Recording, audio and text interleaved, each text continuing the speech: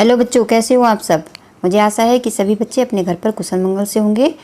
तो फिर तैयार हैं आप एक मोटिवेशनल स्टोरी सुनने के लिए, प्रेरणादायक कहानी सुनने के लिए। आज जो आप कहानी सुनने वाले हैं उसका नाम है कि जो दूसरों के लिए गड्ढा खोदता है उस गड्ढे में वह खुद गिरता है। एक छोटा सा परिवार है, मम्मी, पापा और एक उनकी प्यारी सी बेटी। ये तीनों अपने घर में बहुत ही खुश हैं।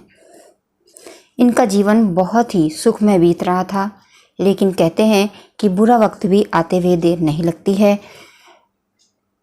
इनकी जो मम्मी थी बच्ची की, ये किसी बीमारी से पीड़ित हो गई और इसकी डेथ हो गई। अब इस बच्ची की पूरी जिम्मेदारी इसके पापा पर आ गई। इसके बाल संवारना, सवार करके यूनिफॉर्म पहनाना, स्कूल भेजना, उसे खेलना खिलाना, ये सब पूरे जो काम उनकी मम्मी किया करती थी अब उनके पापा कर रहे हैं। इनके परिवार में एक दादाजी थे और बच्ची के जो पापा हैं उसके 4 भाई थे। सब कुछ सामान्य सा चल रहा था, लेकिन इतने ही दिनों में उनके दादाजी की भी डेथ हो जाती है। अब सभी लोग बैठ कर के सोचते हैं कि अब संपत्ति का बंटवारा कर लिया जाए। सभी भाइयों ने अपने हिस्से में बहुत ही अच्छे अच्छे जो घर थे वो अपने हिस्से में ले लिए, और जो सबसे छोटा मोटा और बेकार सा जो घर था वो छोटे वाले भाई को दे दिया, क्योंकि छोटा वाला जो भाई था वो बहुत ही सीधा साधा था और उन्होंने टूटा फूटा घर उस छोटे वाले भाई को दे दिया। घर का तो बंटवारा हो गया, लेकिन जब पशुओं का बंटवारा हुआ तो जो बड़े भाई थे उन्होंने बहुत सारे जो जानवर थे, जानवर में उनके पास भेड़ें थीं, गाय थीं, तो बहुत सारे जो जानवर थे यानी भेड़ बकरी वो सब अपने पास रख लिए, और उनमें से एक बकरी जो सबसे बीमार थी वो अपने छोटे भाई को दे दी। लेकिन छोटा भाई फिर भी खुश था। बिटिया भी बहुत खुश थी बकरी को पा करके। दोनों बहुत ही एक दूसरे के साथ खेलते थे, लेकिन एक दिन अचानक ये बकरी बीमार रहती थी तो एक दिन इसकी भी डेथ हो जाती है। छोटा भाई बहुत ही होशियार था, उसने उस बकरी की जो खाल थी उसको सुखा डाला, और सुखा करके जब वो बहुत अच्छी तरह से सूख गई तो उसको बेचने के लिए वो बाज़ार जा रहा था कि शायद कोई ढोलक बनाने वाला इस खाल को खरीद लेगा। लेकिन वहाँ पर बीच रास्ते में एक जंगल पड़ता था और वह जंगल से गुजर रहा था। जंगल बड़ा भयानक, तरह तरह की आवाज़ें आ रही थी और उन्हें डर लगने लगा, और इसी डर के भय से वो एक पेड़ पर चढ़ करके बैठ गए। उन्हें लगा कि शायद कोई शेर आ रहा है या कोई भयानक सी चीज़ है, जिससे उन्हें डर लगा और वो एक पेड़ पर चढ़कर बैठ गए। तभी अचानक छोटे भाई ने देखा कि वहाँ पर कुछ चोर बंदूक लिए हुए नीचे पेड़ के आकर के बैठ गए हैं और कुछ धन का बंटवारा कर रहे हैं। जो धन वो कहीं से चुरा करके लाए थे उस धन को वो गिन रहे थे कि कितना धन हम इकट्ठा करके लाए हैं, कितना धन आपस में जो भी मिला है उन्हें वो आपस में बंटवारा करने के लिए बैठे हुए थे। लेकिन इतने में ही क्या होता है कि जो उनकी खाल वो लिए बैठे थे तो वो उनके हाथ से डर से छूट जाती है, क्योंकि खाल जो थी वो सूखी हुई थी और नीचे से वो जब गिरती है पेड़ से तो आवाज़ आती है, खर खर खर खर की आवाज़ जब आती है तो नीचे जो बैठे हुए चोर थे उन्होंने सोचा कोई भूत प्रेत आ गया, और वो डर करके भाग जाते हैं और अपना धन भी वहीं पर छोड़ कर के चले जाते हैं। और जब ये छोटे भाई नीचे आते हैं तो जितना भी धन था अब वो कहें कि अब हम किसे दें, हम किसी को दे भी नहीं सकते हैं, तो वो सारा धन उठा करके अपने घर ले आते हैं। वह उस धन को वापस करना चाहते थे कि कहाँ से ये लाए हैं, लेकिन उन्होंने बहुत कोशिश की, लेकिन उन्हें पता ही नहीं चल पा रहा था कि वह धन किसका है। तो उन्होंने सोचा जंगल में छोड़ने से अच्छा है कि इस धन को अपने घर ही ले जाया जाए, और उस धन से उन्होंने बहुत सारे खिलौने वगैरह अपनी बिटिया के लिए खरीदे, कुछ खाना खरीदा और ला करके बिटिया को दिया। और ये देख करके जो उनके भाई थे बहुत ही हैरान हुए कि ऐसा इसके पास कहाँ से इतना सारा पैसा आ गया जो ये इतने ऐशो आराम से रहने लगा है। तब उन्होंने आकर के पता किया कि भाई ऐसा तुमने कहाँ से ये धन इकट्ठा कर लिया जो तुम इतने धनवान हो गए। तो उन्होंने बताया कि जो मेरी बकरी मर गई थी उसकी जो खाल थी उसी को मैं बेचने बाजार जा रहा था। इससे पहले कि वो अपनी बात पूरी करें, उनके भाइयों ने उनको रोक दिया कि हाँ हाँ बस बस, हम समझ गए। भाइयों ने अधूरी बात सुनकर के अंदाज़ा लगा लिया कि इसने खाल जा कर के बाज़ार में बेची है और ये खाल इतनी कीमती है कि इसको इतना सारा धन मिला। तो हमारे पास तो इतनी सारी बकरियां हैं, भेड़ें हैं, अगर हम इनकी खाल बेचेंगे तो हमारे पास तो बहुत सारा धन हो जाएगा। उन्होंने सारी बकरियों को कुछ खिला करके मार दिया और सबकी खालों को निकाला और निकाल करके एक गाड़ी में भर करके बाज़ार में पहुंच गए और बाज़ार में आवाज़ लगा रहे हैं, खाल ले लो, खाल ले लो। और ये देख करके कि ये कौन खाल खरीदेगा, सब लोग हंस रहे हैं, क्योंकि उस खाल में से बहुत बुरी स्मेल भी आ रही थी। लोगों को बहुत परेशानी हो रही थी कि बीच बाजार में कोई गाड़ी लेकर के, खाल से भरी हुई गाड़ी लेकर के खड़ा हुआ है, उसमें से बहुत दुर्गंध आ रही थी। तो लोग उनको भगा भी रहे थे और जब वो कह रहे थे कि खाल लो, मेरा भाई बेच के गया है, बहुत सारा धन लेकर के गया है, तो लोग उसकी बातों को ये सुन कर के बहुत हंस रहे थे और उनकी मजाक भी बना रहे थे। जब उनकी मजाक बन रही थी तो उन भाइयों को इतना गुस्सा आया कि उन्होंने डिसाइड किया कि आज जा कर के इसका सारा घर फूंक डालना है। उन्होंने जाते ही रात को उनके घर में आग लगा दी।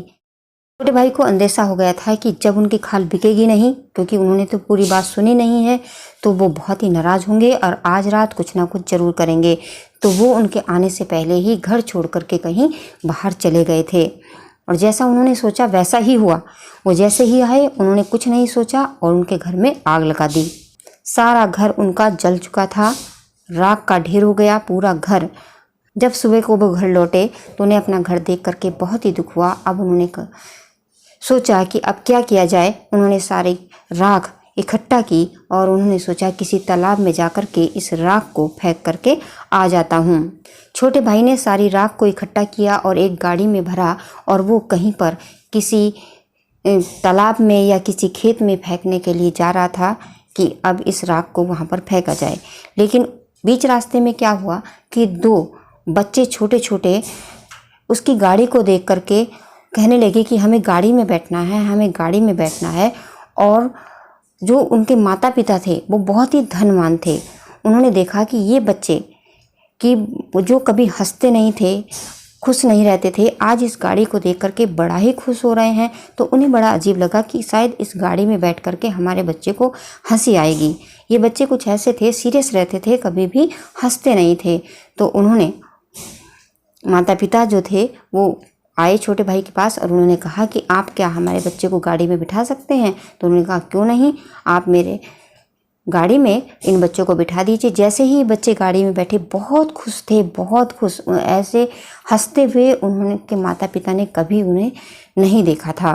तो जब वो इतना खुश हुए अपने बच्चों को देख करके तो इनाम में बहुत सारा धन दे दिया। जब कहते हैं ना कि जो सच्चा आदमी होता है, जो किसी का कभी दिल नहीं दुखाता, तो ऊपर वाला भी उसके लिए कुछ ना कुछ ऐसे रास्ते बना देता है कि लोग तो सोचते हैं कि इसका नुकसान होगा, लेकिन उसके बदले उसे बहुत लाभ होता है। क्योंकि ये सच्चा व्यक्ति था, किसी का नुकसान नहीं करता था। तो अब देखिए, उसने बच्चों को बिठाया और उसे पता भी नहीं था कि इसके बदले में मुझे कुछ ऐसा कुछ मिलेगा। यहाँ पर जो बच्चों के माता पिता थे बहुत ही खुश हुए और उन्होंने बहुत सारा धन, बहुत सारा पैसा उनको दिया कि आज आपकी वजह से मेरे बच्चे मुस्कुराए हैं, जो कभी भी नहीं हंसते थे। अब इतना सारा धन लेकर के जब ये घर लौटते हैं, तब इनके जो भाई थे, जो एक भाभी थी, वो आकर के देखती है कि देखें हाल क्या है, हम तो इनका घर फूंक आए हैं। और जब इनके घर आकर के देखती है कि अरे ये क्या, ये तो नोटों की गड्डी लिए गिन रहे हैं। भाभी ने पूछा कि इतनी नोटों की गड्डी कहाँ से लाए? तो भाई ने कहा कि आपने जो मेरा घर फूका था, उसी राख के ढेर को इकट्ठा किया, गाड़ी में भरा और उसको रास्ते में ले जा रहा था। तो भाभी बीच से ही बोल उठी, तो क्या इतनी महंगी राख बिकी? और वहाँ से चलती बनी और जाकर के पूरी कहानी अपने पति को बिकाई। और जाकर के पूरी कहानी उसने अपने पति को भी बताई कि उसकी तो राख भी इतनी महंगी बिकी कि गड्डी लिए गिनते गिनते रात हो जाए और गड्डी न गिनी जाए, इतना धन लिए बैठा हुआ है तुम्हारा भाई और तुम्हें कुछ होश ही नहीं है। उन्होंने कहा अच्छा, हमारा तो बहुत बड़ा घर है, हम भी आज फूंक डालते हैं और हमारी भी राख जो है इससे महंगी बिकेगी, देखना हमारे पास भी इससे ज़्यादा गड्डियाँ होंगी। और ये सोच करके उसी रात अपने घर में आग लगा दी और फिर उसी तरह ले गए बाजार में बोरी में भर के राख और कह रहे हैं राख ले लो, राख ले लो। बीच बाजार में कोई राख लिए बैठा हो तो लोग हंसेंगे ही। सारे लोग उनकी बातें सुनकर बहुत हंस रहे हैं, बहुत मजाक बना रहे हैं। राख तो बिकी नहीं बल्कि घर भी फूंक गया। अब बहुत सारा गुस्सा छोटे भाई पर कि अब इसको नहीं छोड़ना है।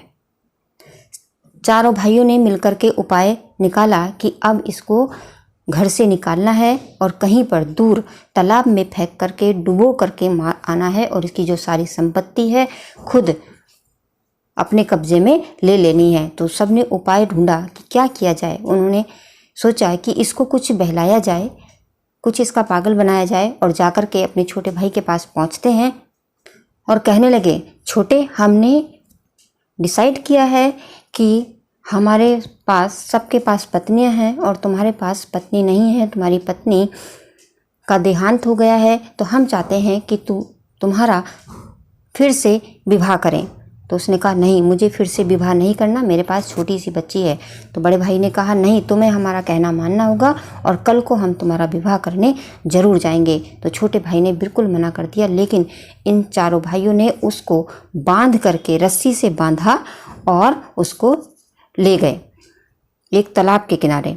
ला करके इन्होंने रख दिया और कहीं पेड़ के पीछे छुप गए कि जब थोड़ी सी संध्या हो जाएगी, शाम हो जाएगी, तो इसको हम पानी में फेंक देंगे। इतने में ही क्या होता है, उसी जंगल में एक लड़का घूम रहा था जिसका बहुत दिनों से विवाह नहीं हो रहा था। उसने देखा ये कौन व्यक्ति है, यहाँ पर रस्सियों से बंधा हुआ कैसे पड़ा हुआ है।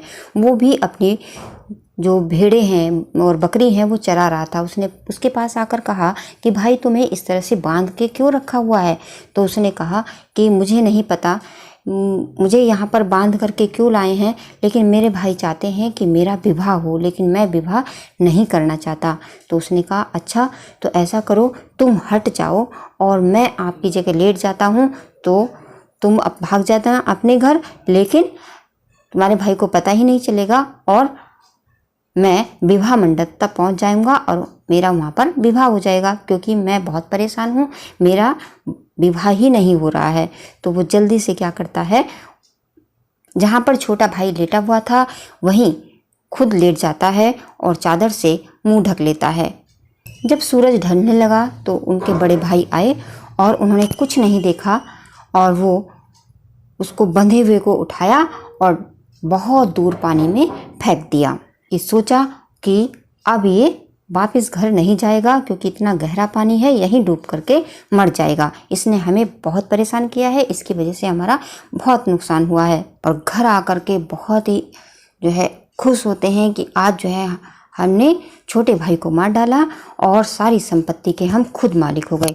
लेकिन थोड़ी ही देर में क्या देखते हैं कि छोटा भाई चला आ रहा है और बहुत सारी भेड़े और जो बहुत सारा उसके पास धन भी है, जो उसने बकरी चराने वाले ने उसको दिया था बदले में कि तुम लेट जाओ, मतलब तुम उठ जाओ और मैं लेट जाता हूँ, कि ताकि मेरा विवाह हो जाए। और ये देख करके तो सारे भाई जो थे उनकी आंखें फटी की फटी रह गई कि ये क्या हुआ, हम तो इसको डुबा के आए थे, ये तो वापस चला आ रहा है। तब पूछने लगे कि भाई तुम कैसे बचे। उसने कहा कि अब यहाँ पर वो सच्चाई बताने वाला था, लेकिन अब उसे पता चल गया कि मेरे भाई इतने दुष्ट हैं कि ये जो हैं बहुत ही दुष्ट हैं। अगर मैं इनको सच्चाई बता दूंगा तो ये फिर से कुछ नया उपाय मुझे मारने का ढूंढेंगे। अब उन्होंने कहा, छोटे भाई ने फिर से दिमाग लगाया कि ये जो हैं दुष्ट हैं और इनकी दुष्टता का इन्हें परिणाम जरूर मिलना चाहिए।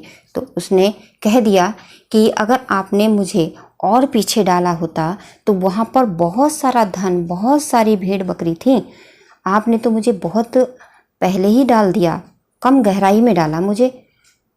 और जब आपने कम गहराई में डाला तो इतने से ही पैसे मिले, इतनी से ही भेड़ें मिली। अब आगे को मैं आपसे विनती कर रहा हूँ कि कल को अगर मुझे कभी फेंकने का मौका मिले तुम्हें, तो बहुत पीछे फेंकना, वहाँ पर ना बहुत सारा धन है और बहुत सारी भेड़े जो हैं मिल जाएंगी। और ये कह करके वो चला गया। अब इन भाइयों के मन में आया कि क्यों ना हम ही उस तालाब में चले जाएं और वहाँ से जितनी भी भेड़ बकरी हैं वो ले आएं और जितना भी धन है वो सारा इकट्ठा करके हम कल ही लेकर आएंगे। और कल ही रवाना हो गए उस तालाब में जाने के लिए और पहुंच गए उस तालाब में और कहने लगे कि हम और आगे चलेंगे और आगे चलेंगे, ताकि जितना भी धन इस तालाब में है सब निकाल करके ले आएंगे। और इस तरह वो आगे चलते रहे, आगे चलते रहे। तालाब में और गहराई आती रही और गहराई आती रही और उन्हें धन के लालच में कोई होश नहीं रहा कि वो बहुत ही तालाब की गहराई में चलते चले जा रहे हैं। इसका परिणाम ये हुआ कि वो उस तालाब की गहराई में नीचे तक पहुंच गए और डूब करके मर गए, क्योंकि वो एक सीधे साधे व्यक्ति को परेशान कर रहे थे, तो इसका फल तो उन्हें मिलना ही था। ये कहानी आपको कैसी लगी, इससे आपने क्या सीखा, कमेंट बॉक्स में ज़रूर बताना। और अगर आपको कहानी पसंद आई है तो वीडियो को लाइक करना और अपने मित्रों के साथ शेयर करना। तो आज इस वीडियो में बस इतना ही। मिलते हैं फिर किसी दूसरी वीडियो में।